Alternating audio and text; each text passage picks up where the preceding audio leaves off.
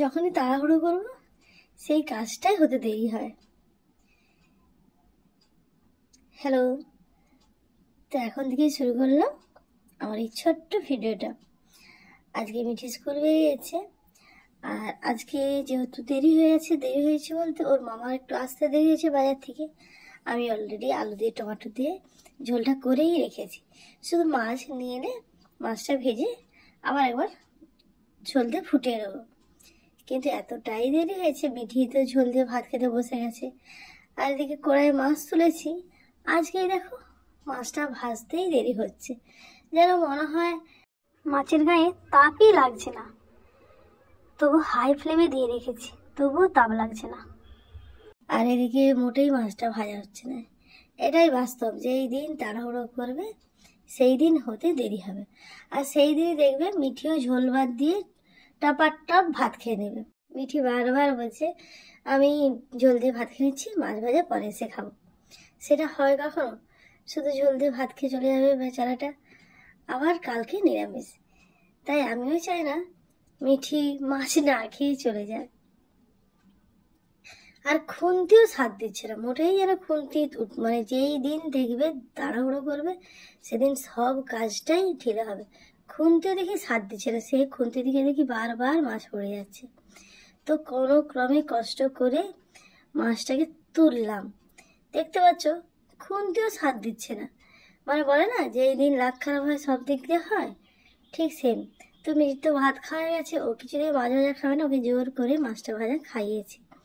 সেরকম বাজে না কেন, তেমন ওই 10 টাকা হয়তো 5-10 হবে। ও তাতেই তাড়াহুড়ো করছে, কারণ ও সব বান্ধবীরা রেডি হয়ে বেরিয়ে চলে আসছে। তো এদিকে ছেলের তাড়াহুড়ো, মা আমাকে কিছু কিছু খেতে দাও, আমার খুব খিদে পাচ্ছে। ও জানো তো ওই সরু চাকরি পিঠা খেতেই যায় না, তবুও টাটকা টাটকা তবুও খেয়ে নেবে 1 পিস না, কিন্তু 1-2 পিস। আর বাসি মোটেই খাবে না। আর বাসি পিঠা খায় না বলে আমিও ঠিক করেছি যে অল্প একটু তেল দিয়ে তাওয়াতে প্লেন কোনো পেঁয়াজ না দিয়ে ডিমটা তুলে দিই, ঠিক রুটিটাকে রোলের মতো করে ভেজে দিয়েছি। আর সাথে দিলাম পুর। ও আমার মাশরুম খেতে যায় না, আর আমি মাশরুমটাকে ঠিক এইভাবেই পুর তৈরি করে দিয়েই দিই, আর খেয়ে নেবে। আর সস দিয়ে দিয়েছি, নিয়ে এবার মুখরোচক টিফিন দেখলি আর বলবেই না যে খাবো না। তো ছেলেকে টিফিন দিই চললাম মেয়েকে পৌঁছাতে। মেয়ে তো বলেছিল তোমায় যেতে হবে না, আমি চলে যাব। খুব ডাংপিটা হয়েছে জানো তো, 2 দিন না স্কুল না যেতেই বলছে আমি সাইকেল নিয়ে যাবো। আমাকে হেঁটে হেঁটে আমাকে আসতে ভালো লাগে না, যেতে ভালো লাগে না। ঠিক আছে চলো বলে, ওই যে বান্ধবী সামনে দুটো যাচ্ছে, ওদের সাথে নিয়ে সাইকেল নিয়ে চললো মিঠি। মা তো ভয় তো লাগে বলো,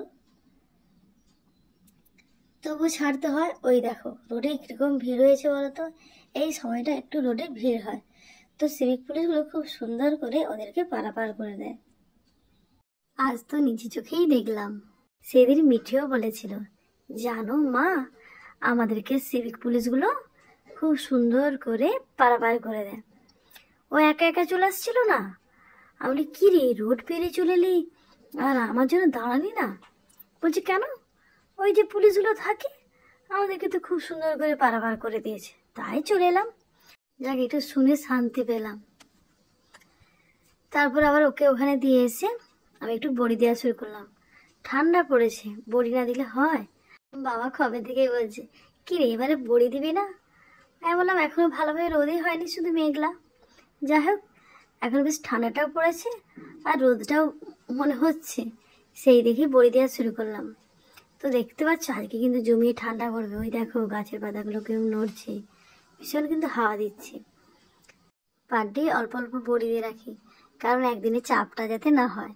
আজকে এখনো ছুটি হবে না, আজকে আরও কাজ আছে, বাড়িতে আত্মীয় স্বজন আসবে।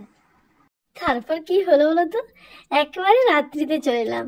এখন বাজে রাত্রি 10টা, খেতে বসেছি। ওমা বাবা এসে বলছে আমি খাবো তোদের সাথে। বাবা তো সন্ধ্যেতে খেয়ে নেয়, তো শীতকাল না, খিদে পেয়েছে। তাই দেখো আমার বাবা কি সুন্দর চরকা বন্ডা খেয়ে খেতে বসেছে নিচে, রুটি খাচ্ছে আমাদের সাথে। তো দেখেও না সত্যি কথা বলতে খুব শান্তি। সেই আগে আমার বাবা বসতেই পারতো না, আমার বাবা সেই আগের মতো আমাদের সাথে নিচে বসেছে। তো এটা হচ্ছে সবার শেষে রাত্রিতে একটা ভালো জিনিস বাবার কাছ থেকে পাওয়া। তো বন্ধুরা, ভিডিওটা কেমন লেগেছে অবশ্যই কমেন্ট করে জানাবেন, আর ভালো লাগলে একটা ছোট্ট লাইক করতে ভুলবেন না যেন। তো শেষ ভালো যার সব ভালো। টাটা, রাখছি।